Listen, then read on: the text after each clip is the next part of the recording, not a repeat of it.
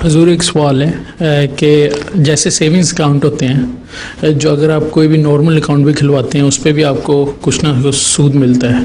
تو اگر آپ نے کوئی بھی سیونگ اکاؤنٹ کھلوایا ہے تو اس کے سود کا کیا کرنا چاہیے؟ اس کے سود کا مسیح علیہ السلام نے طریقہ بتایا ہے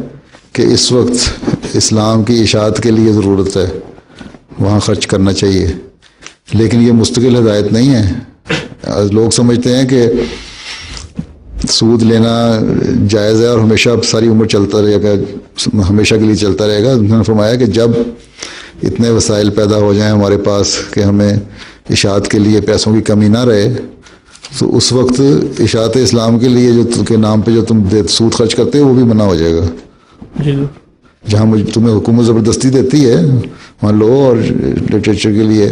خرچ کرو، کر سکتے ہو، کہ اس وقت اس کو ضرورت ہے۔ جی